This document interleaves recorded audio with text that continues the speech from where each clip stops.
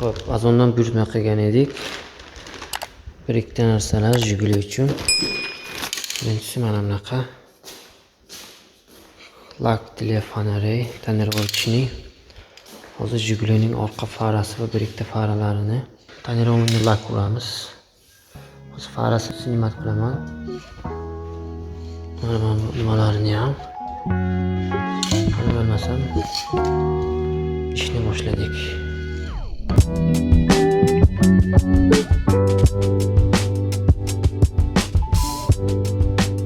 Xo'p do'stlar, mana Jigulining orqa farasini hozir ajratib oldim. Bemalol orqa tomonini ochib sinimat qilib oldik. Bitta ichini bilan tozalaymiz. Keyin buni o'zini zavodskiy rezinkalari yedirilib ketgan ekan. Bunga endi biron qilib prozrachli germetika urib keyin yopamiz. Shu bilan ichi hech qanday kir bo'lmaydi. Mana sinimat qilib oldik. Bu o'ziniki zavodskiy, ozgina sarapina tirnalgan joylari bor. Hech nima qilmaydi. Hozir yuvib tozalab mato bilan artma qilib qo'ydik. Ana endi hozir mana bunaqa Kudo tonirovочный lakni hozir sepib nima qilib ko'rsataman. Boshladik.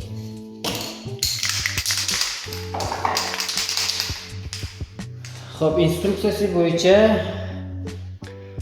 10 gradusdan past bo'lmagan joyda saqlash kerak. Sepishdan oldin 2-3 daqiqa yaxshilab aralashtirish kerak va 25-30 sm masofadan sepish kerak. Hozir mana bu balonga men yaqindan sepib ko'rdim. Yaqindan sepsaga mana bunaqa oqadi, shuning uchun ehtiyot bo'lasizlar. Xo'p, qani bo'lmasam boshlaymiz.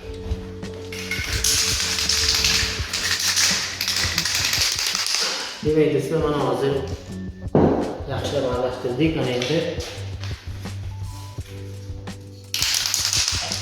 o'zimizning masofadan ozgina bir qarish sm masofadan asta-asta sepamiz.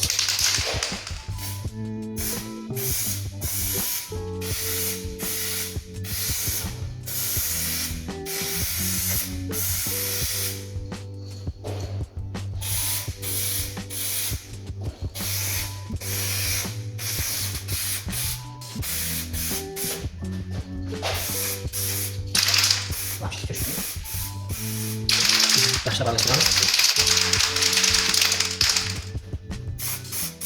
Yon qismlarni ham sepishni chala qolmasin. Yon qismlarni aktivdan sepamiz.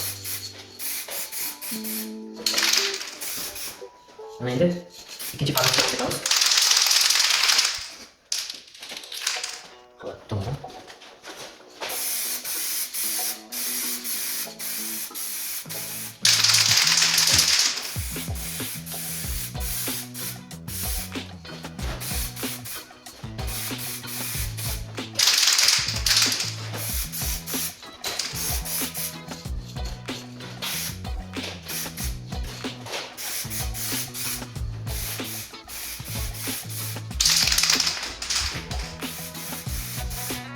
Do'stlar, ayol bo'ldi.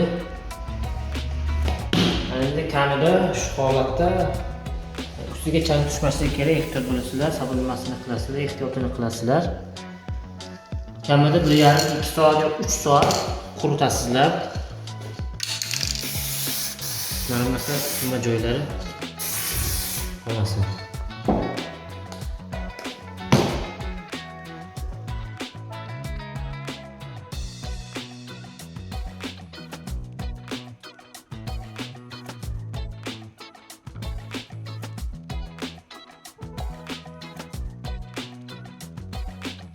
Xo'p, mana bunaqa zatni stopni ham hozir qora rangga bo'yaymiz. Mana bunisini ham syomka qilib oldik, sug'urib oldik. Mana endi hozir ichga boshqa led qo'yamiz.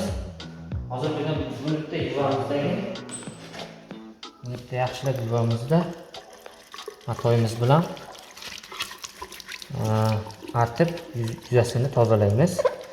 Toza, siliq, chang bo'lmagan yuzada kraska yaxshi yopishadi.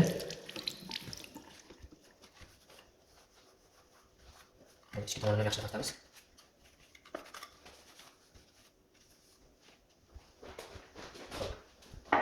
Kraska deyarli quridi, mana o'sha 20 soat deyarli o'tgan oradan deyarli quridi hozir. Xo'p, mana endi mana bu zapistomizda tashkilotni sepamiz. O'zi bitta faraga yetar ekan, o'zi unchalik ichidan kirib qolmadi, hozir grammini sizlarga aytay. Xo'p, 520 mg millilitrmi bilmayman. Shu ikkita bir faraga yetadi. Bu narsani boyatganimdek nima zakaz berdim. Azondan taxminan 80 ming atrofida. Bilmadim, o'zimizda uzundan ham bo'lishi kerak. Xizmat ham boshqa brend, bu hamma ta'rif qilgan, nima qilgan? Pudu brend. Xo'p, asosiy nima ekan?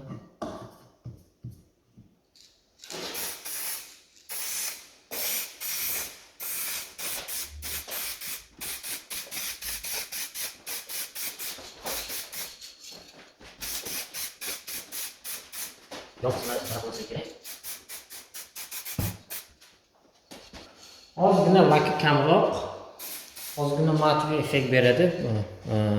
Polo matviy effekt beradi, unchalik bilasiz emas. Buni ustidan bir sloy mana bunaqa o'zimizda sotadigan обычный kraskalar bor-ku, ranglilari. O'shani prozrachniy lakini olib turib, buni ustidan bir sloy sepsa, vahshiy dahshat chiqadi. Ham qora, ham yaxshi yaltiraydi. Buni hozir laki ozgina kamroq. Ko'ramiz qani o'rnatib qanday chiqar ekan. Do'stlar, mana zadniy faralar hozir qurib qoldi. Hozir o'rnatdim. Hozir mana natijani sizlarga ko'rsataman. Germetizatsiya qilganim yo'q, hali shunchaki просто o'rnatib qo'ydim. Mana. Ozgina matviy chiqdi, yuzasi qurib. Mana bu zadniy stopga yana bir sloy sepdim. Qani blesk beradimi yo'qmi? Lekin buni o'zida yozilishicha bu glyansiy berish kerak edi. Glyansiy zakaz qilgan edim. Ozgina qurigandan keyin yuzasi matviy, quruq nima effekt beryapti. Unchalik blesk bermayapti mana.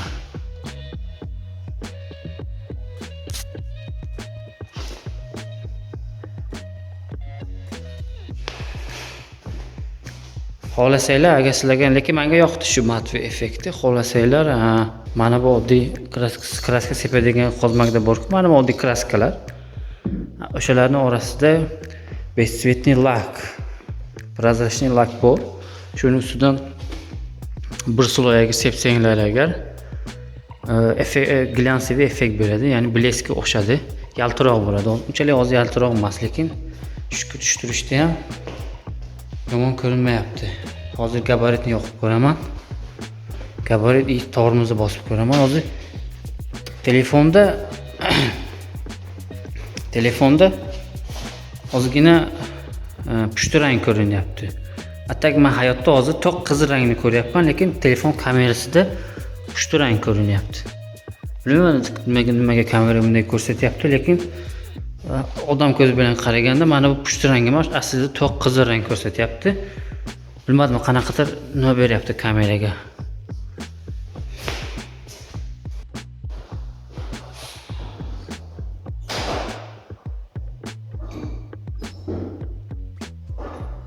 Zadniy stop pastdagisini almashtirish kerak, lekin almashtirish.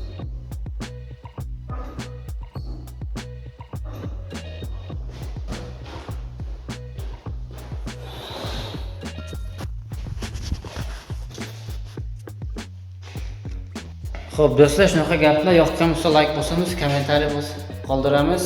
Qanaqadir savollar bo'lsa bemalol yozib qoldiring. Azondan yana 2-3 ta narsalar zakaz qilganman.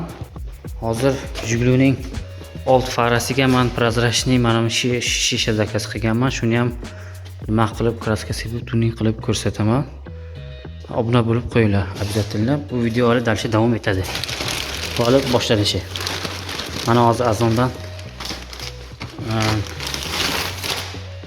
fara zakaz qilganman. Mana hozir fara emas, farani steklosi oynasi. Prozrachniy oynasi. Hozir ko'rsataman. Hali Zimmer E7 ni biron xil linza zakaz qilishim kerak, uzun marketda yo sotib olishim kerak. Mana old farasiga o'rnatib, farani ichisini qoraytirib, bundan 4 ta zakaz qilganman. 4 talasi ham kelgan Rossiyadan. Xo'p, yana bu yerda nima bor? Bu kichkina aksessuar, bu Jigulini nimasi? Eshigini ruchkasini tagidagi rezinkasi. Mana bu narsa. Ruchkasini tagidagi rezinkasi qurib qolgan edi. Mana bu qurib dabdala bo'lgan. Jiguliga qiziqadiganlar kanalimga obuna bo'lib qo'yinglar. Yana dakonsa videolar chiqaraman. Xo'p, hammaga omad. Yoqqan bo'lsa like bosinglar.